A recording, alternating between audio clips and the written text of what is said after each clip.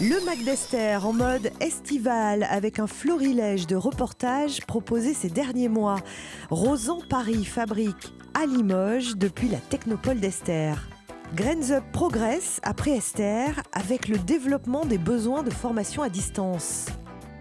GAT, de l'ingénieur céramiste Rémi Farge, se prépare à déployer sa solution minérale. Le Mac d'Esther, c'est parti. Limoges est une ville à la campagne, notre environnement est très attractif, mais cela ne suffit pas pour séduire des entrepreneurs. C'est la qualité de l'accueil des collectivités, communautés urbaines et régions, mais aussi de l'incubateur d'entreprises et de la filière céramique, de la recherche au développement en passant par les industriels locaux, qui fait qu'aujourd'hui, on peut dire que Rosan Paris est une société limougeaude. On a rencontré plusieurs acteurs locaux qui ont su nous orienter et nous guider tout au long du développement du projet. Et Limoges, c'est le berceau de la céramique et il y avait toutes les compétences nécessaires en local pour nous permettre de mener à bien notre projet. Le pôle européen de la céramique a été un gros support pour notre projet, l'IRCER et ici au sein du CTTC via le Fab Lab et le bureau d'études. Limoges, berceau de la céramique certes, mais surtout centre d'innovation. Au-delà des arts de la table, les céramiques techniques boostent la filière et la boucle de ceinture en céramique, née dans un avion, s'est naturellement posée à Esther Technopole. Après avoir passé le portique de sécurité, je venais de sortir ma ceinture et ça m'avait embêté. Et je m'étais dit quoi faire pour pallier à ça, et en fait j'ai eu l'idée de faire une boucle en céramique. Donc il a fallu trouver des solutions pour déjà sélectionner la bonne céramique, parce que la céramique c'est quand même un secteur qui est très vaste. Donc trouver une céramique qui réponde à la fois à l'esthétique qu'on recherchait et puis aux caractéristiques mécaniques, parce que la boucle c'est quand même une pièce qui est sollicité mécaniquement, qui peut tomber. Donc il a fallu trouver une céramique qui corresponde à ça. Donc on s'est rapproché de laboratoires et de structures pour nous adosser et nous permettre d'aboutir à ce produit. Aujourd'hui, votre boucle céramique, elle est en tout point comparable à une boucle métallique ou d'alliage que l'on trouve au bout d'une ceinture. Alors, ce qu'on a voulu faire justement, c'est ne pas se démarquer des boucles métalliques, parce qu'on n'a pas voulu trop casser les codes. En utilisant, déjà en changeant la matière, c'était beaucoup. Donc on est resté sur une forme et puis sur une utilisation standard, à ce qu'on voit sur les boucles classiques. Donc c'est une boucle avec un hardillon. Et oui, pour pas perdre les gens, le consommateur, et puis pour ne pas avoir une boucle trop compliquée, du fait qu'on ait déjà un matériau différent de ce qui se fait sur le marché, on a préféré rester sur un modèle esthétique, mais sur un modèle classique que les gens reconnaissent. Plus que bicentenaire, la technique a dû être adaptée à cette fabrication. Le coulage est quelque chose de très connu dans les porcelaines, mais sur les céramiques techniques, c'est complètement différent. Et on a mis beaucoup de temps à développer notre solution. Nous, on est parti avec un apport personnel. Et ensuite, grâce à l'intégration au sein de la VRUL, nous avons pu avoir des aides d'avance remboursables et aussi des subventions régionales ou via la BPI qui a supporté le développement de notre projet. C'est par une boutique en ligne et l'usage des réseaux sociaux que Rosan Paris commence cette année la distribution de ses ceintures avec une gamme de 110 à 180 € en fonction des finitions choisies.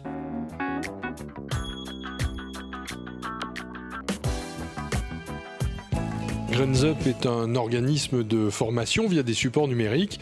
Son premier produit, Programme Pi, concernait l'apprentissage du calcul. Le catalogue s'est beaucoup diversifié depuis le lancement de l'entreprise à Esther. Désormais installée en ville, la société a rebondi fin 2020 avec la relance des besoins de formation à distance. En effet, c'était compliqué pour nous aussi parce que nos clients étaient touchés par la crise et étaient recentrés sur leurs priorités à eux, qui n'étaient en général pas la formation ou pas l'investissement à long terme dans la formation. Et donc, nous, on a continué à faire de la démarche commerciale, on a vécu sur nos réserves et fort heureusement, la crise a eu une fin pour nous vers la fin de l'année 2020 qui nous a permis de décrocher des gros contrats et qui a permis à l'entreprise de reprendre le cours de son développement avant crise. Nous n'avons pas demandé d'aide. Nous avions levé des fonds quelques temps avant, ça aurait dû permettre d'accélérer le développement. Ça nous a permis en réalité de passer la crise et d'aller chercher pendant ce temps vraiment des opportunités qui se sont révélées concrètes à partir de début 2021. Alors aujourd'hui, ce qui a vraiment changé, c'est qu'on est 100% financé par notre activité commerciale. C'est-à-dire que le chiffre d'affaires couvre l'ensemble de nos activités et bien sûr on a eu besoin au départ, c'était vital, de l'aide de tous les acteurs qui sont là pour ça, donc la région les actionnaires, les business angels, les systèmes de prêt d'honneur, etc. Et heureusement aujourd'hui, tout ceci est dépassé.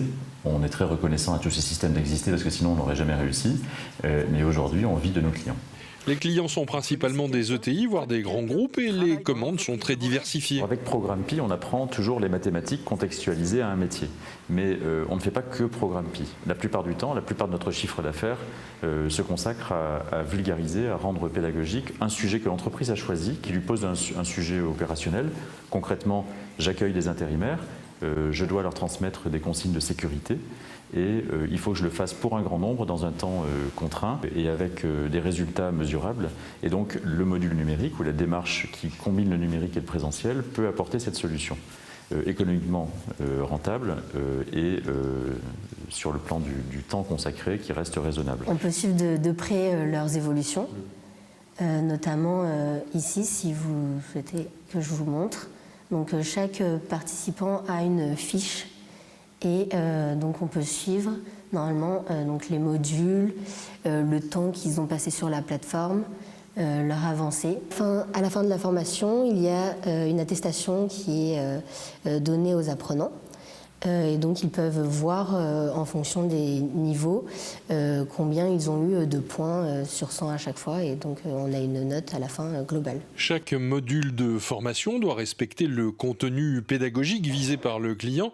Le travail de recherche et de contrôle des différentes ressources est très poussé. Alors en ce moment, on scénarise un module sur le harcèlement sexuel et les agissements sexistes en milieu professionnel. Donc c'est un module de sensibilisation qui sera filmé, qui durera une vingtaine de minutes. On proposera ensuite sur étagère pour les entreprises. Donc là, on s'est beaucoup renseigné sur ce qu'il y avait, notamment sur le site du ministère du Travail, le Défenseur des droits, et on est accompagné par une référente formatrice sur ces thèmes de discrimination, de harcèlement et d'inclusion. C'est un travail qui est utile, selon moi, qui est social, qui est aussi engagé et qui représente, on va dire, des combats qu'on doit mener aujourd'hui finalement. Dans la production audiovisuelle, l'audio demande un soin particulier pour la technique, mais aussi pour son interprétation. On va venir caler un rythme. C'est important que l'apprenant ait bien le temps de s'immerger dans le module. Donc il ne faut pas que le rythme soit trop rapide, ni non plus qu'on s'endorme. On va aussi amener tout un habillage sonore pour rendre le module pédagogique immersif, pour que ce soit quelque chose de ludique et d'agréable pour l'apprenant. Ce sont des comédiens professionnels qui prêtent leur voix et leur image aux productions et il arrive que le créateur de l'entreprise repasse par la cabine de prise de son. Alors là, tu vois, t'as pas mis de point sur du temps pour s'investir dans son travail, du coup t'as pas vraiment fini la phrase. Avec une augmentation notable de son carnet de commandes, la taille de l'entreprise est critique. Elle doit prendre des commandes pour se développer avec un effectif qui doit progresser. Pour notre taille, on est toujours en retard. Parce que les marchés arrivent et pour se développer, il faut dire oui. Pour dire oui, on n'est jamais dans le confort total et donc dès qu'on a dit oui, on se retourne et on se dit bon maintenant comment on fait. Donc les ressources humaines sont l'aspect le plus compliqué. On essaye toujours d'anticiper. Donc là par exemple, l'assistante de direction est arrivée il y a quelques jours et on est en train de recruter un commercial de manière à accompagner encore la croissance et bien sûr dans le courant de l'année, on aura d'autres besoins à pourvoir que j'imagine mais que je ne connais pas à coup sûr aujourd'hui. Donc on va rester en veille, on va contacter les gens, on va essayer de fonctionner. Alors une méthode un peu particulière, c'est-à-dire que nous on aime bien pratiquer la relation avec des partenaires qui peut-être un jour intègrent l'entreprise. Donc on travaille en amont, c'est le cas d'une collaboratrice d'aujourd'hui qui a travaillé pendant 1 an avec nous sur un projet. On a appris à se connaître, elle a appris à apprécier l'entreprise et nous à apprécier ses qualités, ses compétences. Et on a fini par se dire naturellement à la fin, mais écoute, rejoins-nous, on se rejoint, on travaille ensemble. Et donc elle est en CDI aujourd'hui dans l'entreprise. Si les profils recherchés par l'entreprise se trouvent localement pour la partie fabrication, pour l'ingénierie pédagogique ou le commercial, le recrutement est national avec des collaborateurs entre Paris et Bordeaux.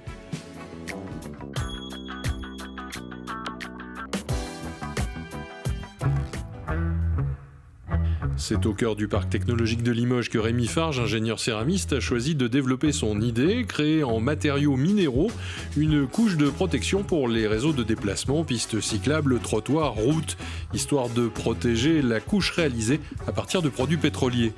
Le point de départ, c'est une rencontre avec des industriels suite à des contrats que j'ai eu l'occasion de remplir avec le laboratoire IRCER, donc spécialisé sur les matériaux céramiques. Et cette rencontre avec les industriels qui étaient spécialisés dans la technique routière, finalement ont identifié des besoins en termes de revêtement routier. Et finalement, j'étais en mesure de répondre à ces besoins en apportant une solution minérale, donc un revêtement minéral, qui s'applique directement à la surface des chaussées et qui permettait de protéger les chaussées existantes face aux agressions climatiques, que ce soit le froid, le gel, le soleil, peu importe. L'entrepreneur n'est pas isolé. À sa sortie de l'incubateur, il bénéficie des services de la Technopole. Notre nouvelle structure d'accompagnement se positionne à 2 points clés. Naturellement, en sortie de l'incubateur Avril, donc pour tous les porteurs de projets qui ont passé ce cap de 2 ans, qui ont déjà créé leur entreprise, et on va les aider en fait, ce qu'on appelle un peu la pré-accélération. L'autre positionnement se feront pour les projets qui ne peuvent pas naturellement rentrer à l'Avril, donc à l'incubateur. Et là, donc, on les prend souvent en idéation, donc là, ils en sont à l'idée, et on va les aider à structurer cette idée pour passer en fait de l'idée à la création d'une entreprise. Le revêtement routier nécessite du temps pour mûrir, en fait, développer le produit jusqu'à son application finale. Il faut de nombreux tests et valider le produit.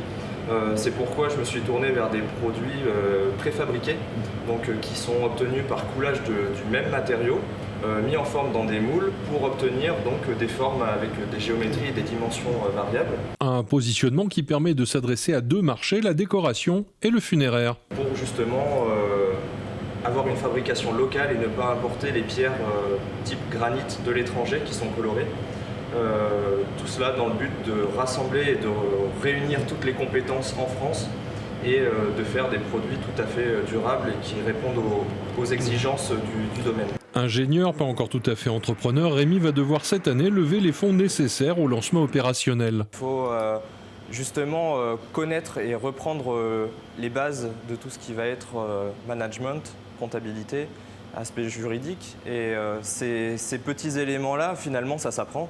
Et le tout, c'est d'avoir les bons outils au bon moment pour justement assimiler tout ça. Et finalement, c'est des briques qui se mettent en place, le puzzle se monte. Et finalement, quand on est prêt, c'est le moment de démarrer l'activité. Prochain objectif, convaincre la métropole de lancer un test local. Le Mac d'Esther, c'est déjà fini. Rendez-vous dans un mois.